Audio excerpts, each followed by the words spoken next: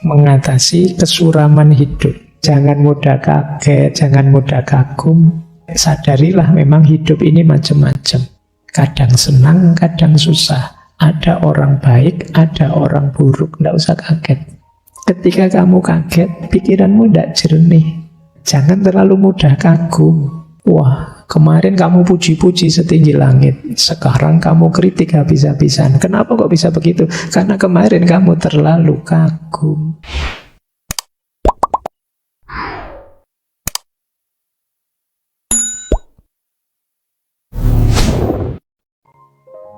Assalamualaikum warahmatullahi wabarakatuh.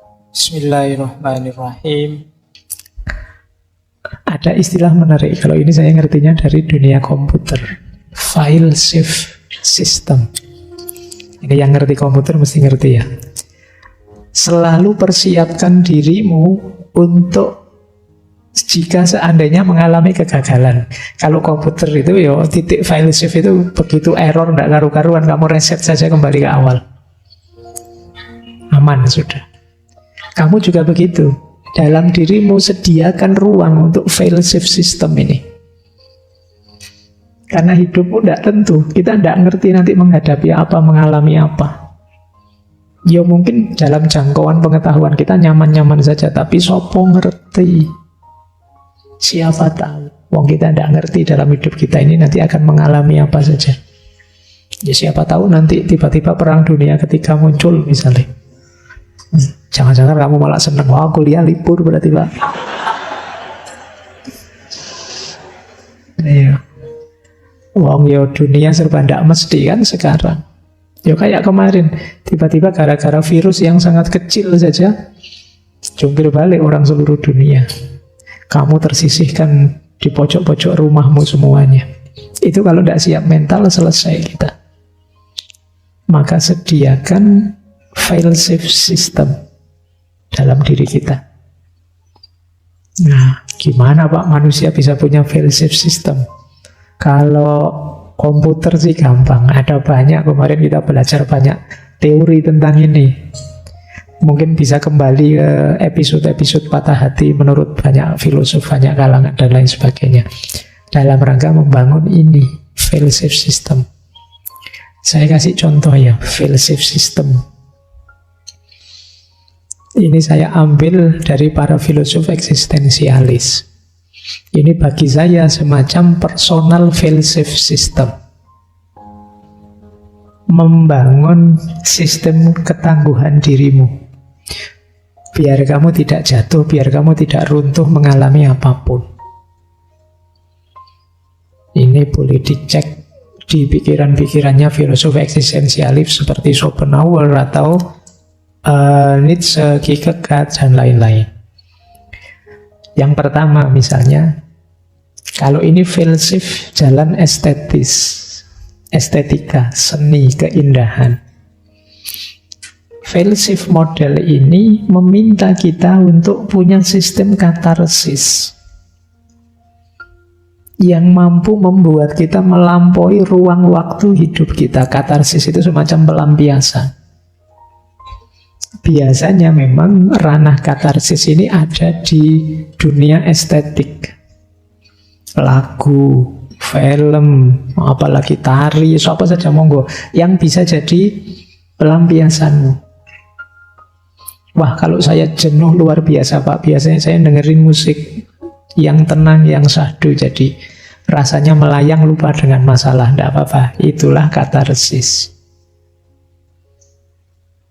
Terserah, mungkin ada Pak, kalau saya tidak begitu Pak. Saya itu kalau sudah jenuh pol habis ya saya jalan pokoknya. Entah jalan-jalan kemana, kalau lelah balik lagi. Apa sepedaan saya Pak, atau monggo saja. Ini katarsis namanya. Ini bisa jadi file save system. Meskipun kalau katarsis ini solusi sementara. Tidak apa-apa. Kalau orang sama sekali tidak punya pembuangan dari kejenuhannya, itu nanti bisa melahirkan stres-stres, tekanan-tekanan, depresi-depresi. Asal yang positif ya, jangan yang negatif. Ya yang negatif itu ya sekalian tahu sendirilah. Saya tidak perlu mencontohkan. Yang masih dalam koridor positif, kamu mau dengerin musik mungkin oke. Kamu mau, Pak, saya biasanya kalau jenuh itu nonton drakor, Pak. Ya tidak apa-apa, bisa nonton saja. Kalau kamu yang membuatmu lega, membuatmu nyaman. Saya ngaji, Pak, alhamdulillah. Loh, ya kan tidak apa-apa, bagus yang mau ngaji. Saya tahajud, Pak, saya monggo saja. Yang penting kamu ada katarsismu, pembuanganmu. Saya, Pak, teriak, Pak, tidak apa-apa. Saya mukuli bantal, Pak, tidak apa-apa, wis. Yang penting kamu punya katarsisnya. Asal jangan mukuli teman aja. Kalau itu negatif. Nah, jalan estetik sementara, durasinya pendek. Iya, kamu waktu mendengarkan lagu tenang kamu, tapi begitu lagunya mati, masalahnya datang lagi. Tapi mendengarkan lagu terus-terusan jenuh. Jadi dia tidak bisa jadi solusi permanen. Ada jalan lebih permanen, yaitu jalan etis. Jalan etis itu distraksikan kegalauanmu, masalahmu, kesedihanmu ke arah perbuatan-perbuatan baik. Wah, saya bakti sosial saja lah, Pak. Wah, saya melakukan ini itu yang kebaikan untuk sesama. Ini namanya jalan etis. Lebih panjang daya filsafnya. Sekarang saya sibuk membantu yatim piatu, Pak, ini lebih panjang. Sekarang saya sibuk bantu teman-teman yang tidak mampu, lebih panjang. Jadi boleh kamu sibukkan dirimu dalam kebaikan. Apapun jenis kebaikannya. Ini namanya jalan etis.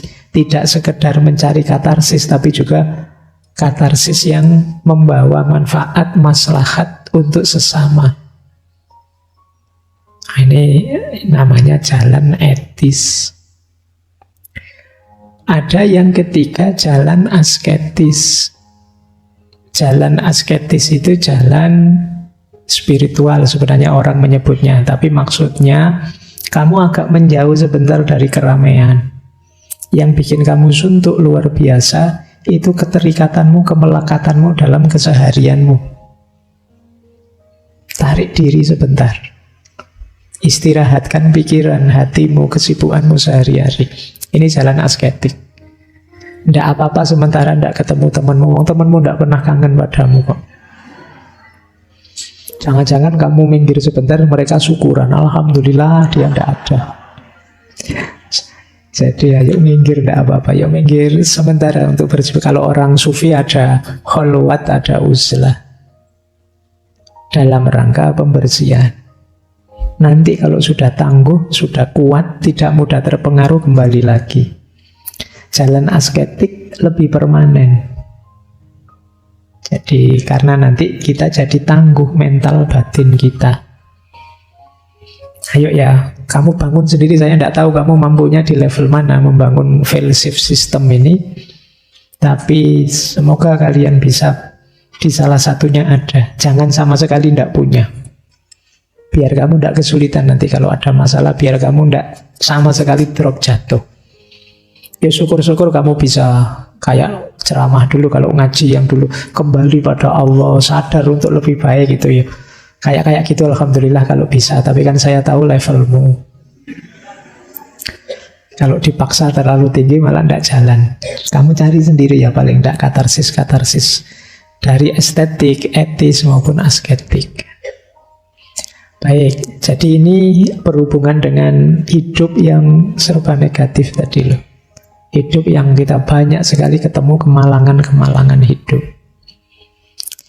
Oke, kita lanjutkan. Sekarang kita cari pendalaman-pendalaman solutif menghadapi kesulitan hidup.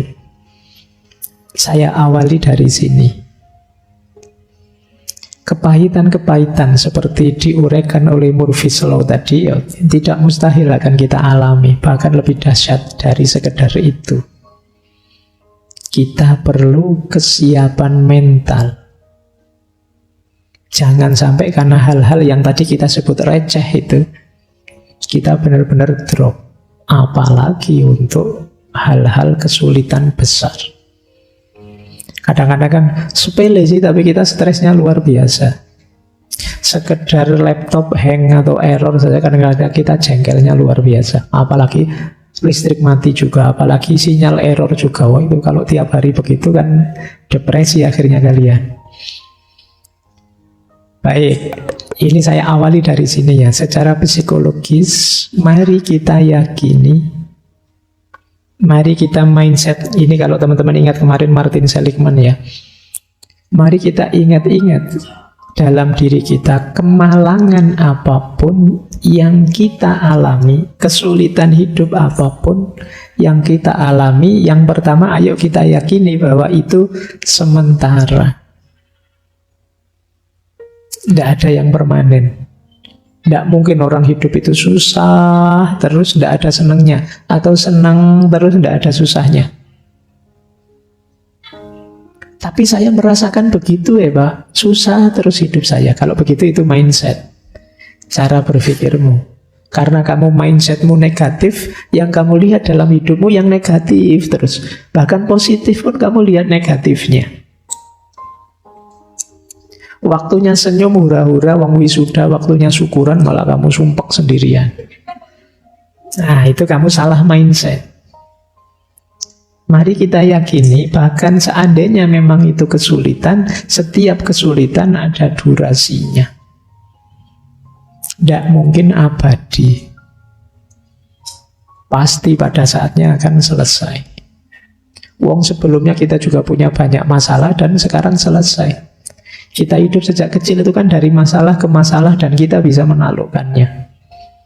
Mulai kita tidak bisa jalan, itu kan jalan kan jadi masalah. Terus kita latihan, capek, sakit, sampai nangis-nangis, akhirnya bisa jalan.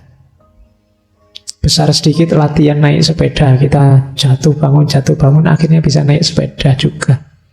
Sekolah awalnya nangis-nangis, takut, lama-lama kerasan juga. Hidup kita itu dari masalah ke masalah, semakin kita bisa menaklukkan, kita tambah tangguh. Dan setiap masalah sementara. Yakini ini. Jadi kalau kalian mungkin hari ini sedang stres, sedang sedih, sedang susah, yakinlah bahwa masalahmu sementara. Sebagaimana dulu semua masalah yang lain yang sekarang sudah berlalu. Yang kedua, semua yang terjadi ini spesifik. Spesifik itu tidak holistik. Mungkin di dunia kerja kamu bermasalah, tapi di bidang kesehatan kamu hebat. Mungkin dalam aspek nilai ketika kamu kuliah, kamu jelek, tapi dalam aspek pertemanan kamu hebat, temanmu banyak. Nah, itu menyadari bahwa semua masalah spesifik.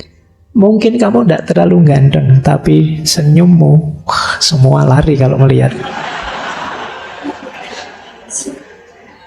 Lari mendekat maksudnya kan. Jadi sadarilah bahwa spesifik kok masalah itu. Hidupmu tidak sepenuhnya tergantung di masalah itu. Bahkan seandainya masalah itu tidak selesai, bukan berarti kamu tidak layak hidup. Ada banyak bidang hidupmu yang lain yang luar biasa. Apapun itu. Jadi kamu sadari yang kedua ini, yang masalahmu spesifik, tidak holistik. Maka tidak ada satu kesulitan pun yang pantas membuatmu bilang dunia saya hancur Pak, hidup saya habis. Enggak. Hanya satu bagian kecil seandainya ada yang memang benar-benar menurutmu gagal. Itu pun bisa ditutupi banyak hal yang lain. Dan cerita-cerita seperti ini kan banyak tokoh-tokoh besar yang awalnya Einstein yang tidak naik kelas lah dan macam-macam, itu kan banyak cerita-cerita seperti itu. Wah, saya bolak-balik putus stres Pak, saya mungkin tidak bakat punya pasangan. Ya tidak apa-apa, emangnya hidup hanya tentang pasangan. Ada banyak sisi hidup yang lain.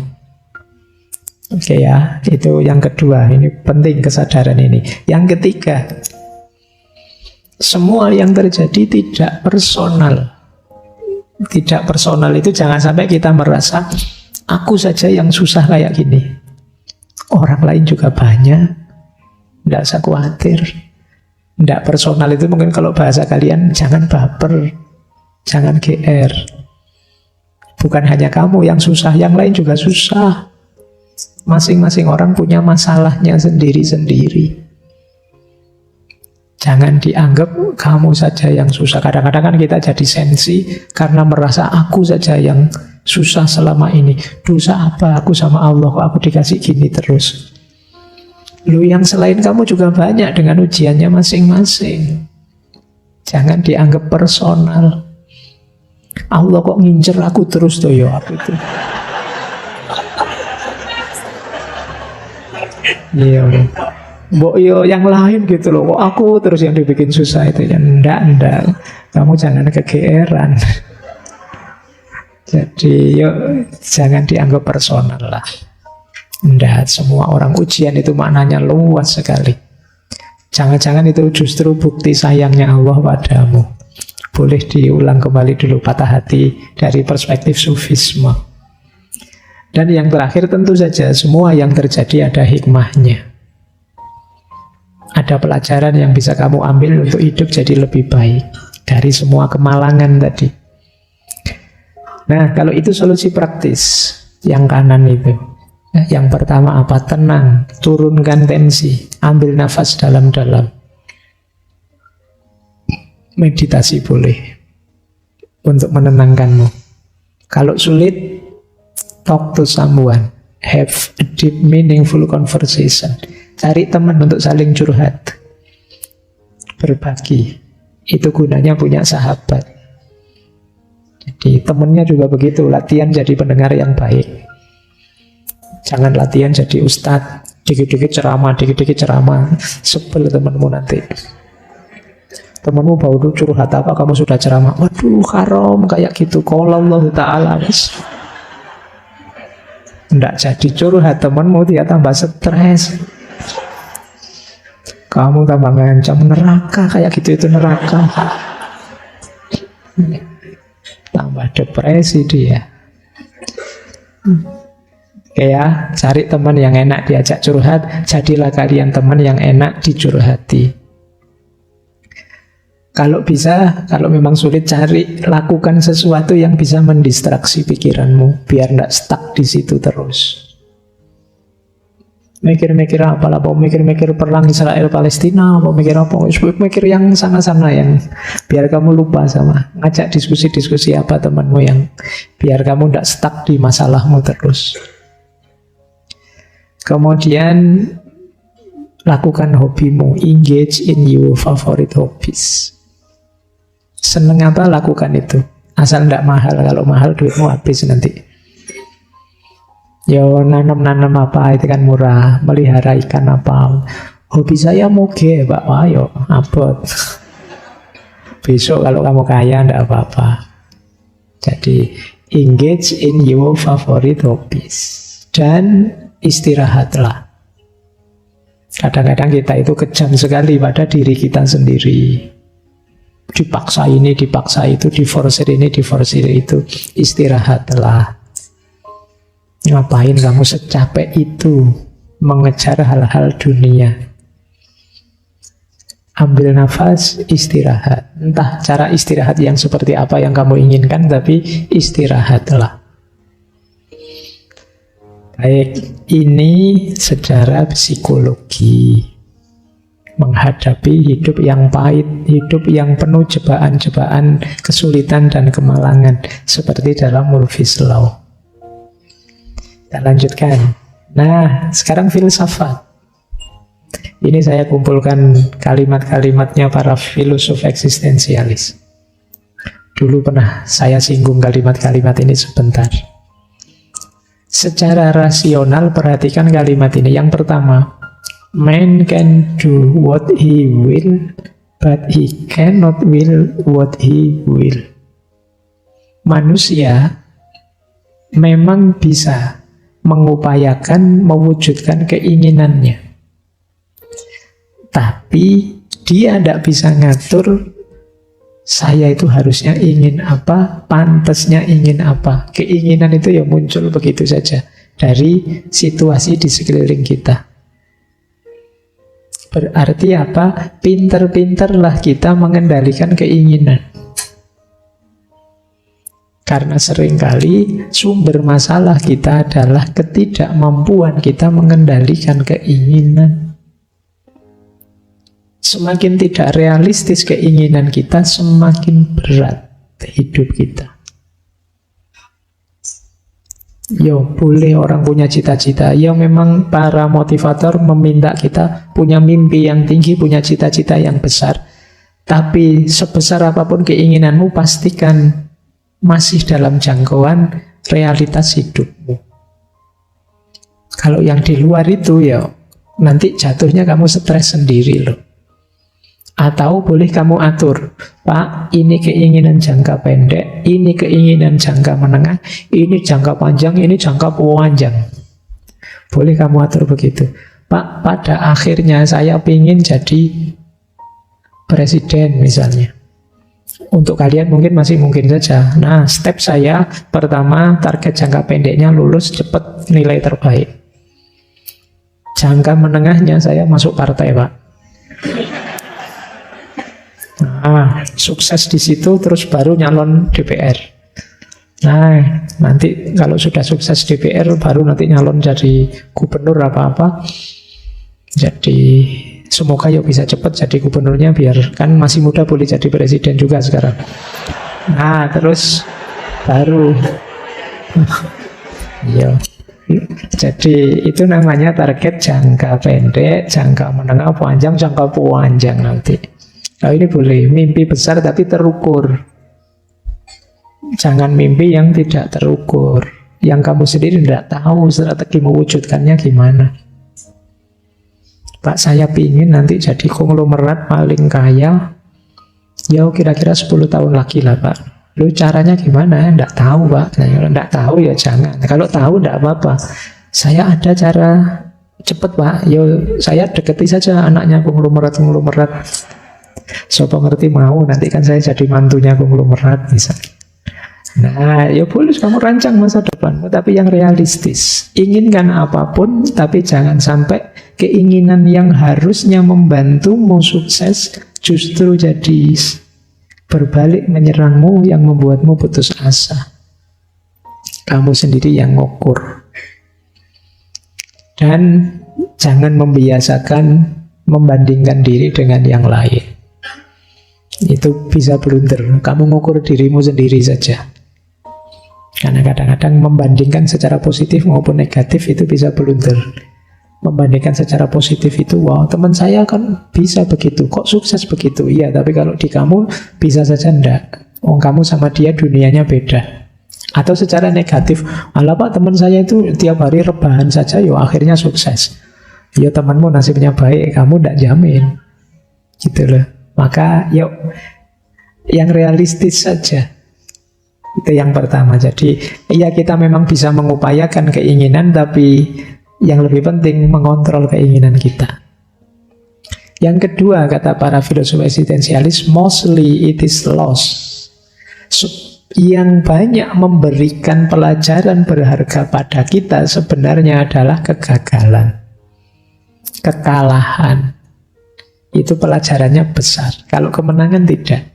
Kesuksesan biasa saja pelajarannya. Ya cuma pelajaran sukses gitu aja, menikmati kesuksesan. Tapi kegagalan itu banyak pelajaran yang kamu ambil. Tanding kok kalah, itu kan begitu dievaluasi. Oh ya, saya kurang ini, kurang itu. Besok memperbaiki ini, memperbaiki itu. Tapi kalau menang kan selesai, tinggal syukuran. Jadi aktivitas refleksi muhasabahnya jadi dianggap tidak terlalu penting. Wong sudah sukses. Maka ketika kita mengalami kegagalan-kegagalan, ya jangan terlalu baper, diambil sedih, diambil depresi. Ini sebenarnya kita sedang sekolah. Ada banyak pelajaran yang bisa kita ambil. Kemudian hidup ini memang perlu banyak pengorbanan. Jatuh bangun, ketemu aneka kepahitan seperti dalam Murphy's Law tadi. Tapi ya itu rumusnya orang hidup. Kalau kita tidak berkorban, kalau kita seperti kemarin wani ngalah, kalau kita tidak berani untuk mengorbankan ini itu, ya kita akan sulit meraih ini itu juga. Kalau tidak kuat lelahnya belajar, ya kamu siap saja menanggung beratnya ketidakpintaran.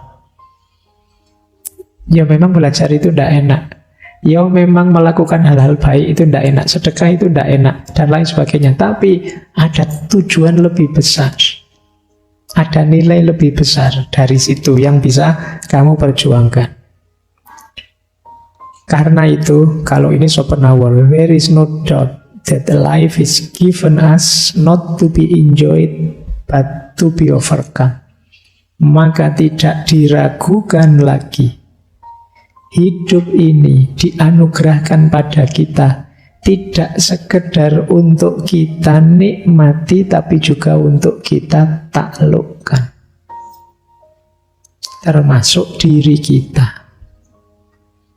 Jadi tidak sekedar itu berarti ya tidak hanya itu. Kalau kita berhenti di senang-senang, maka nilai kita yang semula tinggi bisa jatuh. Kemudian, it is difficult to find happiness within oneself, but it is impossible to find it anywhere else. Memang sulit menemukan kebahagiaan dalam diri kita, tapi tidak mungkin kalau kita mencarinya di luar diri kita. Berarti kuncinya nyaman bahagia itu ya diri kita. Jadi ini rumusnya para filosof loh ini. Kamu tinggal nyari dalilnya nanti kalau perlu dalil. Ada banyak dukungan dalil kalau tema-tema seperti ini. Dan yang terakhir, kalau ini Nietzsche. Whatever does not kill me makes me stronger. Apapun yang tidak membunuhku akan membuatku lebih kuat. Ya kalau membunuhku ya selesai, aku mati. Tapi jatuh bangun terus menerus asal tidak membunuhku, itu alamat aku tambah kuat. Kecuali kamu tidak mau bangun. Begitu jatuh, wah selesai saya, tidak. Itu namanya putus asa. Jatuh ya bangun lagi, jatuh lagi ya bangun lagi. Setiap kali kamu bangun, kamu akan lebih kuat. Ya kayak film-film kartun itu kan biasanya begitu. Ya, Dragon Ball apa-apa, habis kalah, mati, hidup lagi, sakti lagi, lebih sakti lagi. Ketemu musuh lebih sakti, dia lebih sakti lagi, kan begitu. Dan itulah hidup. Oke ya, jadi ini nasihat dari para filosof eksistensialis untuk menghadapi hidup receh tadi, yang isinya serba sulit, serba berat. Nah, ya kalau ini sudah sering saya sampaikan ya. Kalau dalam Islam ada beberapa kekuatan yang harus kita miliki. Yang pertama tentu saja sabar dan muhasabah. Kuncinya hidup bahagia tetap di sabar. Kenapa? Hidup itu tidak senang terus. Pasti ada susahnya, pasti ada sedihnya. Sementara susah dan sedih ini kan sulit membawa kita pada kebahagiaan tanpa dibantu oleh kesabaran. Kalau kita ingin berarti bahagia itu kita tidak ada kesulitan sama sekali, tidak ada masalah sama sekali. Kalau rumusmu itu tidak mungkin kamu bahagia. Karena setiap orang pasti punya kesulitannya sendiri, punya masalahnya sendiri. Maka yang bisa menolongmu dari kesulitan dan masalah adalah kemampuanmu untuk sabar. Jadi kalau sabarmu lemah, ya kebahagiaanmu menipis. Karena kuncinya bahagia kamu harus sabar. Muhasabah tentu saja. Muhasabah itu evaluasi diri. Mana yang kurang, mana yang harus diperbaiki, itu muhasabah. Tilawah, membaca yang tertulis. Hikmah, membaca yang tergelar. Yang satu petunjuk langsung dari Allah, kitab suci. Yang satu ayat-ayat Allah yang berupa alam semesta. Itu juga pelajaran, namanya hikmah. Jangan lupa juga bersihkan diri. Ini bolak-balik saya jelaskan tentang wadah dan isi. Dan yang terakhir tentu saja islah. Islah itu perbaikan. Tadi di Murphy's Law kita itu bolak-balik ketemu kemalangan. Harusnya kita belajar. Jadi besok bencana yang sama biar tidak terjadi. Biar kita tidak jatuh di lubang yang sama. Itu namanya islah. Ini respon dari perspektif agama. Bangun kekuatan sabar, kekuatan introspeksi diri, kemampuan membaca, baik ayat-ayat tertulis maupun yang tergelar, tazkiyatun nafas, pembersihan diri, dan islah, peningkatan diri. Nah, kalau kalian punya kualitas ini, kesulitan hidup apapun tidak masalah. Setiap kesulitan datang, alamat kamu tambah sakti, tambah hebat, tambah hebat. Cara berpikir juga begitu. Menghadapi kesulitan tadi, mari kita yakini hidup ini ada kodok memang, tapi juga ada qadar.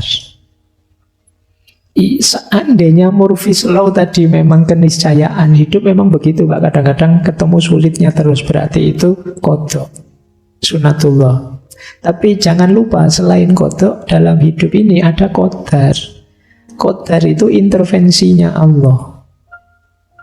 Yang kalau qadarullah hadir, apa yang tidak mungkin. Biasanya saya itu sial terus Pak. Biasanya begitu. Tapi kalau Allah menghendaki, qadarnya Allah hadir, kamu yang biasanya sial bisa saja tambah sial. Maksudnya bisa saja jadi sangat beruntung nomor 1, tapi bisa juga semuanya kuncinya ada pada Allah. Kalau Allah menghendaki, apa sih yang tidak? Itu qadarullah. Jadi, wah, sampean melakukan itu, nanti efeknya jelek seperti ini loh. Misalnya, jangan mau nyumbang-nyumbang nanti dia. Nah itu, iya, mungkin biasanya begitu, tapi kan kita punya Allah. Jadi, ini yang harus kita sadari ya. Ada kodok, tapi juga ada qadar. Kemudian tentang keinginan tadi, mungkin kita pahami, oh ada keinginan, tapi juga kita harus sadar batas keinginan kita. Titik bahagia kita ada pada kesadaran kita tentang batas. Kemudian ilmu dan amal tentu saja, jangan lupa jalan dan tujuan. Kadang-kadang kita itu semangat berjalan tapi lupa tujuan. Atau sadar tujuan tapi tidak mau berjalan. Nah ini juga masalah. Jadi kalian ini kan sudah mulai orang dewasa, sudah mulai berjalan. Berjalan itu berarti harus jelas tujuan. Kalian harus bisa jawab tujuanmu kemana, ingin jadi apa, targetmu apa. Kalau tidak, kamu jalan ini terus arahnya kemana. Atau ada orang yang sadar tujuan. Saya Pak ingin ini, ingin itu, target saya ini loh, pada akhirnya lebih dekat dengan Allah dan lain sebagainya. Lah terus yang sudah kamu lakukan apa? Belum Pak. Nah itu berarti kamu tidak berjalan. Iya berjalan, iya jelas tujuannya. Ini penting, ini menguatkan kita. Karena orang yang jelas tujuan dan siap berjalan, mengalami apapun tidak akan bergeming. Sepahit apapun hidup ya tetap akan berjalan. Ini mindset dari perspektif Islam. Terakhir, karena selalu terbawa yang Jawa, ini perspektif Jawa. Mengatasi kesuraman hidup. Saya awali dari yang kiri ya. Itu yang ojo-ojo, itu yang kiri. Menghadapi Murphy's Law, menghadapi hidup yang sering pahit, sering menyakitkan. Di Jawa ada prinsip ojo kagetan, ojo gumunan, ojo getunan, ojo aleman. Ini perlu diterjemah enggak? yang bukan Jawa banyak ya. Ojo kagetan itu jangan mudah kaget. Ojo gumunan itu jangan mudah kagum. Ojo getunan itu jangan mudah menyesal. Ojo aleman, jangan manja. Kenapa ojo kagetan? Kenapa jangan mudah kaget? Sadarilah memang hidup ini macam-macam. Kadang senang, kadang susah. Ada orang baik, ada orang buruk. Tidak usah kaget. Kok ada ya orang sejahat itu? Kok ada ya negara sejahat itu? Itulah hidup, tidak usah kaget. Ketika kamu kaget, pikiranmu tidak jernih. Sama dengan gumunan. Jangan terlalu mudah kagum. Wah, kemarin kamu puji-puji setinggi langit, sekarang kamu kritik habis-habisan. Kenapa kok bisa begitu? Karena kemarin kamu terlalu kagum. Terlalu kagum jelek, sama membuatmu tidak jernih. Ojo gumunan. Kemudian ojo getunan. Jangan mudah menyesal. Orang menyesal itu alternatifnya dua. Yang pertama, dia tidak bisa mengambil pelajaran dari apa yang sudah terjadi. Yang kedua, dia belum bisa menerima apa yang sudah ditetapkan. Itu membuat dia getun. Maka ya jangan getunan lah. Hidup ini kita terima apapun keputusannya Allah. Yang terakhir, ojo aleman. Jangan manja. Jangan minta dilayani saja. Jangan minta didukung saja. Jangan minta dipuji terus. Jangan manja. Bangkitlah. Ya ayyuhal mudassir, kum fa'anzir. Kalian yang energinya masih banyak, masih meluap-luap, meletup-letup, bangkitlah. Jangan manja. Jangan mengeluh terus minta dilayani, minta diberi ini itu. Bangkitlah, penuhi kebutuhanmu dan berbagi untuk sesama. Ini sikap mental yang positif menurut saya.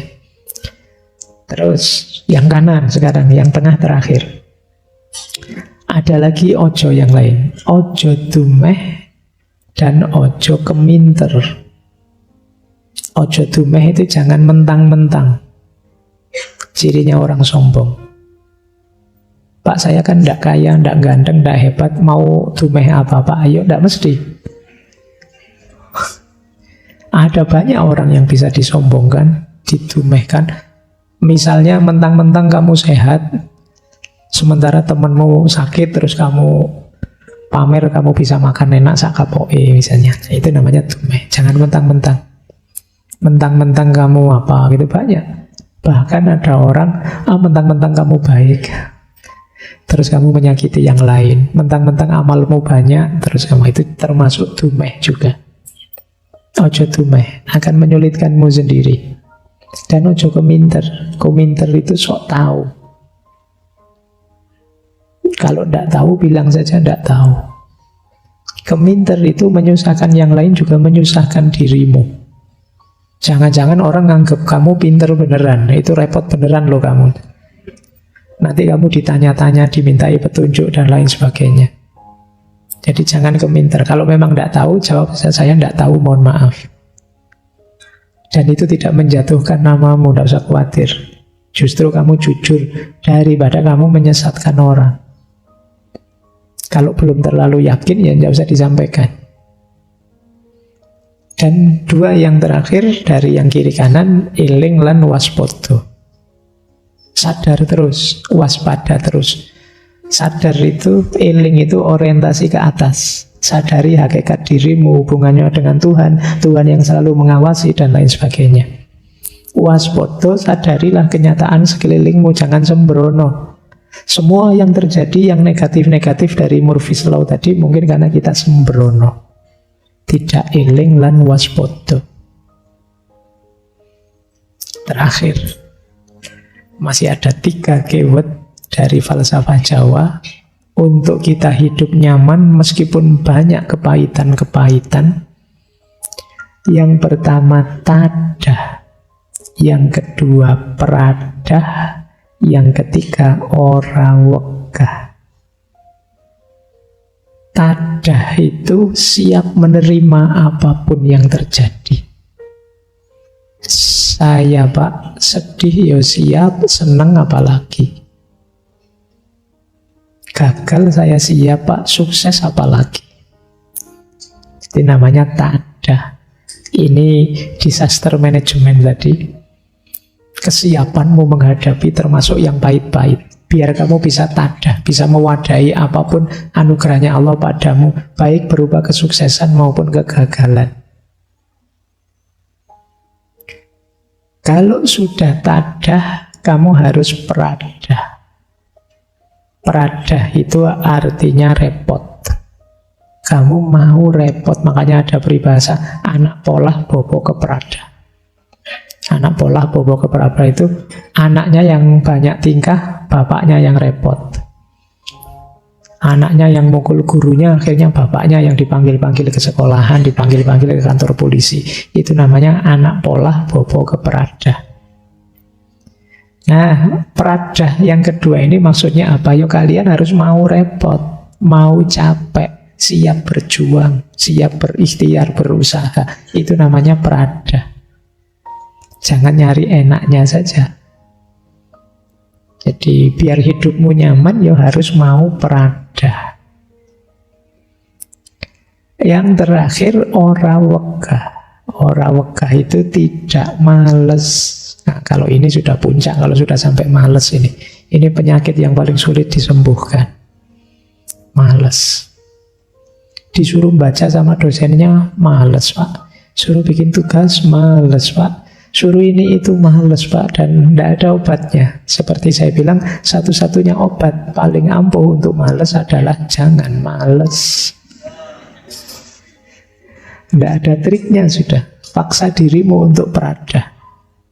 Jangan wegah. Indonesia ini hebat, potensinya luar biasa, tapi banyak orang yang wegah dengan aneka alasan. Mungkin tidak cocok sama pemerintahannya, mungkin tidak sesuai dengan orang-orangnya, mungkin tidak cocok ini, tidak cocok itu. Akhirnya dia wegahan, tidak mau turun tangan, tidak mau ikut cawe-cawe, itu wegah. Maka prinsip ketiga, ora wegah. Jangan wegah, jangan males. Nah, ini solusi Jawa ya. Saya tahu tidak gampang mewujudkan mental-mental solutif tadi, tapi kalian harus latihan pelan-pelan mewujudkannya. Karena ini hidupmu. Indonesia 20 tahun lagi di tanganmu sudah. Yang tua-tua sudah selesai semua, tinggal kalian. Orang menyebutnya apa? Generasi emas. Saya tidak tahu nanti benar nggak jadi era emasnya kita. Karena kuncinya ya tergantung di kalian. Kalau kalian masih lemah, masih tidak tadah, tidak peradah dan wegahan, masih kagetan, gumunan, masih mudah dibohongi orang, masih dumeh, masih sombong dan lain sebagainya, ya sulit nanti kita menghadapi era yang kita bayangkan Indonesia emas. Ya kalau di Jogja tidak nunggu 2045, sekarang juga sudah banyak emasnya. Ya kan, ini mas-mas semua yang hadir malam hari ini. Baik, saya kira itu ya untuk Murphy's Law. Jadi memang ini hukum yang bagi banyak orang kok begitu sih bunyinya, iya. Tapi paling tidak Murphy's Law menyadarkan kita bahwa hidup ini tidak selalu dalam, kadang-kadang artifisial. Kadang-kadang banyak masalah-masalah receh, masalah-masalah kecil yang ternyata kalau kita tidak hati-hati membuat kita jenuh, putus asa, stres, depresi, dan lain sebagainya. Maka penting kita hidupkan tadi slide-slide terakhir tadi, bagaimana kita memantapkan kenyamanan hidup, menstabilkan hidup kita sehingga tidak terdistraksi oleh kesulitan-kesulitan hidup seperti yang digambarkan dalam Murphy's Law tadi.